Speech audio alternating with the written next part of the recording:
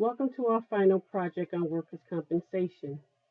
Team 2 members are Deetra Antunes, Kinley Fagan, Tori Mitchell, Aaron Ray, and Chantel Smith. Our goal is to provide you with a brief summary and overview of the workers' compensation program.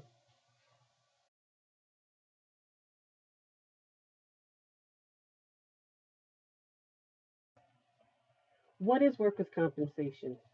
It is a no-fault system of insurance with benefits paid by the employer's workers' compensation insurance plan. The purpose of workers' compensation is to provide replacement wages and medical treatment for employees who have been injured on the job or who have become ill due to a work related injury. All employees are covered under the Act from the first day of employment. Every state has their own division and district office for filing claims, as workers' compensation is an exclusive remedy, which means the employee cannot sue their employer for any other benefits beyond what they are entitled to.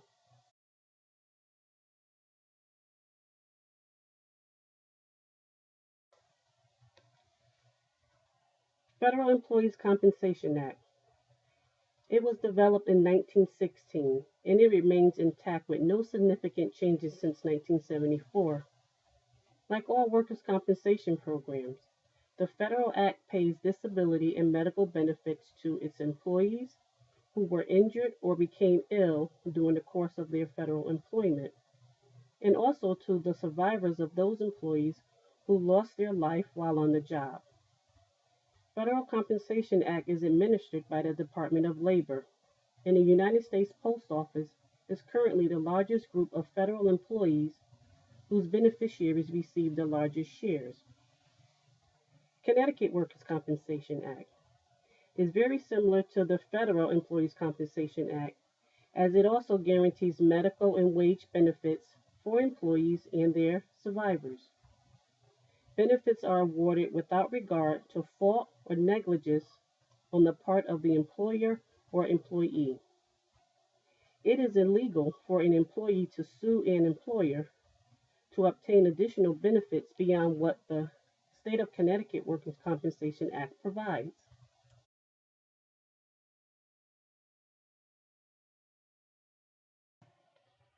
Workers' compensation in the United States versus Canada. The United States and Canada have many similarities, but there are some stark differences. Some similarities are that both provide protection for employer and employee. They both provide medical and wage compensation. Some differences are funded by employers in Canada versus funded by the government in the United States. Select from different insurance carriers in the United States versus Canadians must select from a workers' compensation board. Companies operating or considering expansion in Canada should understand the differences to ensure adequate coverage is provided within and across the borders to minimize costs.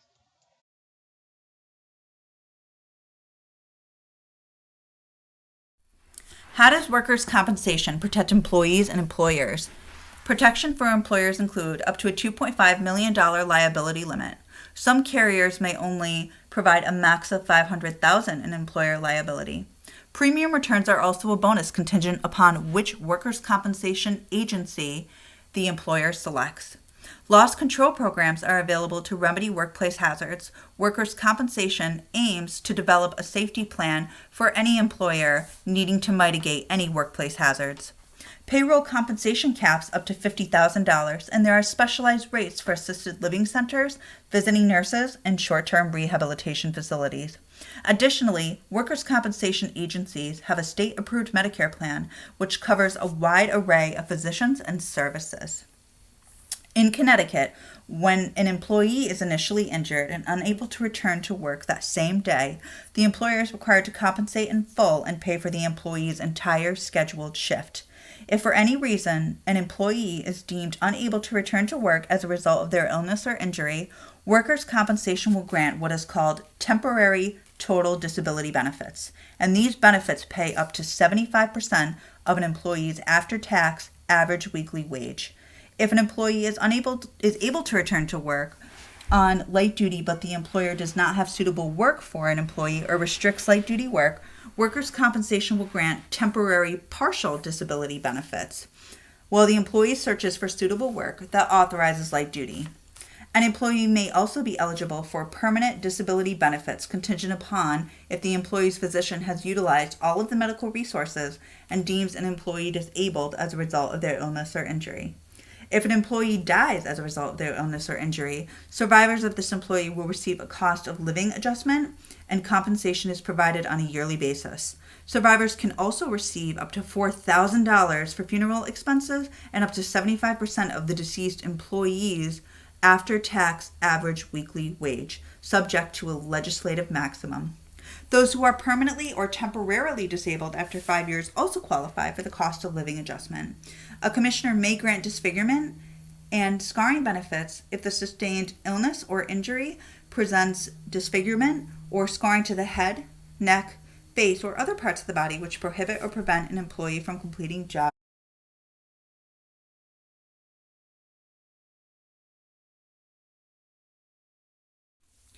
The insurance company's role.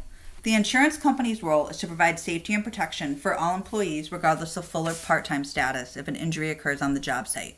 Workers' compensation insurance is required by law with the exception of independent contractors. So, how does the workers' comp process work? When a claim is filed by the employer on behalf of an injured employee, usually in the form of a first report of injury, workers' compensation claims are generally not contested by the insurance company. When a claim is authorized by the insurance agency, medical benefits, compensation, and protection is granted to the employee. Employees are strictly responsible for coordinating with their workers' compensation claim representative to discuss compensation, protection, and benefits as the employer does not directly provide these services to the employee. Workers' compensation is well within their realm to deny claims if claim representatives have reason to believe the sustained injury didn't happen on work time, or if in the event patterns of workers' compensation abuse is witnessed through past documented claims by the insurance agency. Workers' compensation claim representatives are authorized to request information to conduct a full investigation on an incident that includes, but not limited to, specific information about the setting of the workplace, security footage, and interviews conducted by human resources with witnesses to the scene of the incident if claim representatives have reason to believe an injury is viable. If in the event a workers' compensation claim representative denies an employee for the above indicated reasons, workers' compensation will not provide assistance for medical benefits, compensation, or protection. Regardless of the decision, workers' compensation claim representatives devise a written response that is sent to the employer and the employee detailing the approval or denial.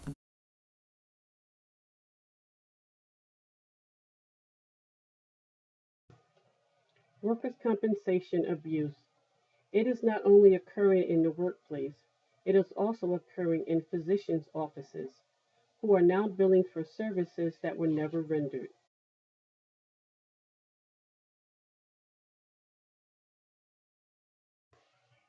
Abuse of compensation benefits by employees. Workers' compensation fraud occurs by employees when they misrepresent or falsify a material fact to obtain or deny workers' compensation benefits or to avoid responsibilities under the law. Misrepresenting job status while collecting temporary disability benefits by filing a claim for an injury that did not occur. No relation to the job by knowingly misrepresenting his or her physical condition to obtain workers' compensation benefits by misrepresenting previous trauma or treatment. Claimant fraud places additional strain on a benefit program that strives to provide injured employees with the medical care and compensation they need to recover from work-related injuries so they may return to work quickly and safely. People who get hurt participating in leisure activities on Sunday and reported on Monday as a work-related accident are committing fraud, the crime of workers' compensation fraud. Claims departments are on the lookout for new and more effective ways to detect and prevent fraud, and with good reason. Financial initiatives typically increase during tough times for both hard and soft fraud. Hard fraud is a deliberate attempt to stage an incident or invent an injury, while soft fraud or opportunity fraud occurs when a claimant exaggerates the severity of an injury to take additional time off from work or to continue to receive benefits.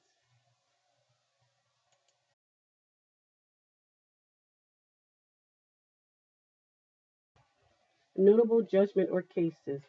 There have been numerous cases filed this year of employees committing workers' compensation fraud. California's Division of Workers' Compensation has suspended Pasadena psychiatrist Jason Hu-Tek Yang from participating in the state workers' compensation following his conviction in Riverdale County Superior Court for his involvement in an insurance fraud conspiracy that referred patients for unnecessary care to justify workers' compensation billing. Yang has more than 2,000 active workers' compensation liens with an estimated total claim value of more than $13.7 million. The provider was convicted of a crime involving fraud or abuse of the Medicare or Medi-Cal programs or the workers' compensation system, fraud or abuse of a patient or related types of misconduct. The provider has been suspended due to fraud or abuse, or the provider's license or certificate to provide health care has been surrendered or revoked. Another notable case of workers' compensation fraud includes 10 lawyers and 6 others were charged in a multi-million-dollar workers' compensation fraud scheme that authorities say targeted Latinos in California. The charges were filed after a multi-million investigation into a scheme involving the illegal recruitment of more than 3,000 patients and $300 million in billing for workers' comp insurance. According to the Orange County District Attorney's Office, under the alleged fraud, prosecutors said recruiters set up an illegal network called Central Legal International that advertised in Spanish language publications at swap meets and on the U.S. Mexico border to drum up business from patients. Those who called the toll free number were routed to the El Salvador based call center that later dispatched recruiters to patients' homes and had them sign paperwork, and they were sent to unnecessary medical appointments. No charges were filed against the doctors. Authorities said that portion of the case remains under investigation based on estimates by the National Insurance Crime Bureau. Workers' compensation fraud is a $30 billion problem annually in the United States.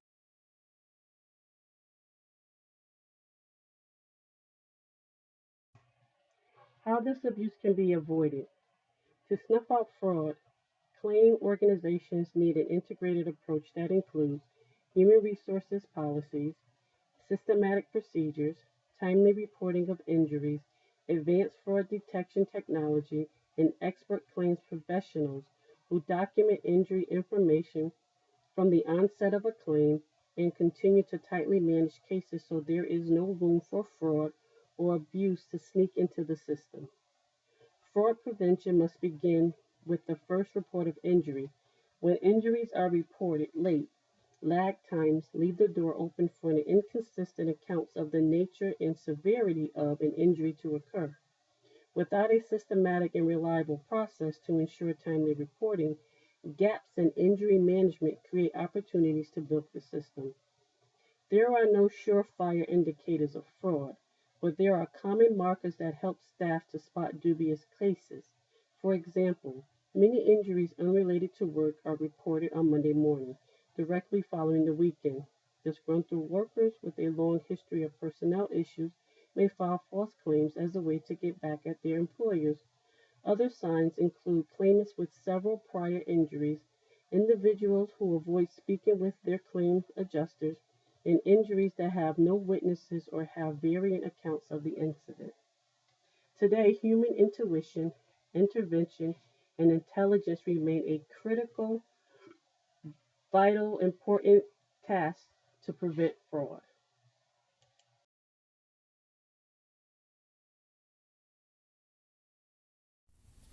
Abuse of compensation benefits by employers.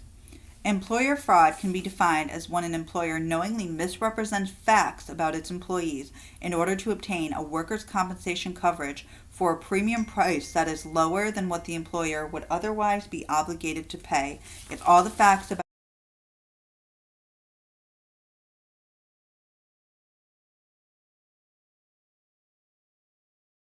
how this abuse can be avoided. While there's no direct method for complete prevention of employer fraud, the following steps can help to minimize the chances of it.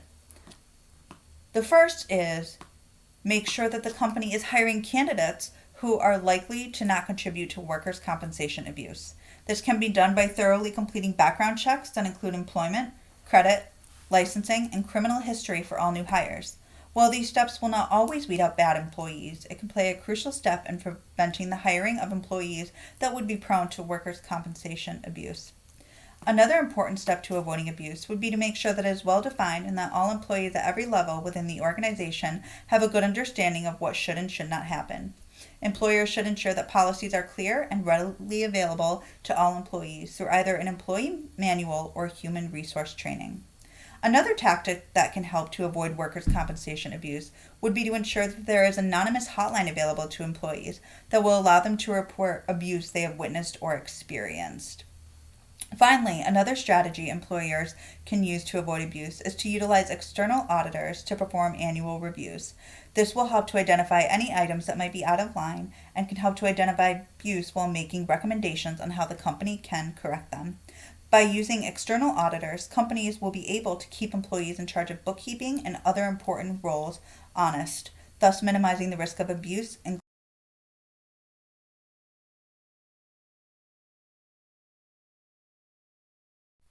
notable judgments or cases. The first case we focused on was a large employer, FedEx, a national leader in high value added logistics, transportation, and related business services. In 2013, FedEx was found to have been misclassifying its drivers as independent contractors. By doing so, FedEx was able to save money as they were not being held responsible for federal and state tax withholding, fringe benefits, anti-discrimination, health care, pension, workers' compensation, and unemployment insurance obligations. This case eventually made its way up the Ninth Circuit Court in California, and in 2015, FedEx settled the long-running dispute with their California drivers. This settlement created a $228 million fund to resolve claims over 2,000 drivers. Another notable case of abuse included CEOs of suing companies that were subcontracted by True Religion brand jeans. The two CEOs, Sung Hyun Kim and Caroline Choi, were charged with 18 felony counts of workers' compensation fraud, totaling more than $11 million in losses. The CEOs and their CPA allegedly conspired to underreport $78.5 million in payroll to multiple insurers, including the State Compensation Insurance Fund and two insurance companies owned by Berkshire Hathaway. If convicted, CEO Sun Hyun Kim faced 28 years in state prison, and her bail was set at $700,000. CEO Caroline Choi faced 15 years with a bail set at $430,000, and CPA Jay Kim faced 22 years with bail set at $520,000. The ruling ended up not being as harsh as it could have been, but the CEOs were still found liable. Sung Kim was sentenced to 2 years in local custody and 2 years of mandatory supervision. Caroline Choi and Jay Kim were both sentenced to 5 years felony probation and 1 year in local custody. One last example of employer fraud involved two Milford, Mass. Business owners. These owners, Segundo Nicolas Mayubiste Chungachai and Maria Morocho Munoz, who were granted lower premiums on the policies of 3 roofing companies they formed between 2018 and 2014 as a result of this underreporting. By doing this, insurance companies were at risk of covering undisclosed employees for injuries that occurred or may have occurred during the policy period. The two owners were able to avoid paying more than $615,000 in insurance premiums. Both were charged on 2 counts of workers' compensation, fraud, and larceny. When it comes to employer fraud, no one wins. Employees are negatively impacted and their financial stability are put at risk. Other employers are negatively impacted because their insurance rates increase. Insurance companies are also at jeopardy as $6 billion is paid out annually in fraudulent workers' compensation.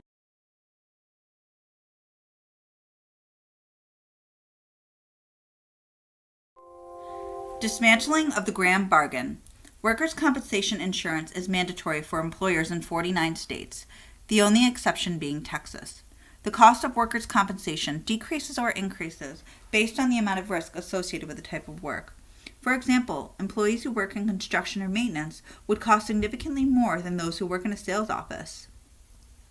According to Insuron, an insurance company, per $100 in employee wages, workers' comp costs in the United States ranged from 75 cents in Texas to $2.74 in Alaska. Congress allows each state to determine its own benefits. Cost of benefits in one state may differ in another. Most states have a schedule of benefits, which divide of the human body and assign a dollar value to each part. The insurance employers are mandated to cover medical bills and wages until the employee can return to work, a benefit called temporary total disability. And if an employee can no longer work after a serious injury, the insurance company pays out ongoing wages, and this benefit is called permanent total disability. The area in between temporary total disability and permanent total disability is called permanent partial disability, which means an employee can work in some form or another, but will live with a serious injury suffered for the rest of their life. Workers' compensation has grown to be one of the largest social insurance programs, and Texas and Oklahoma allows employers to opt out of workers' comp and create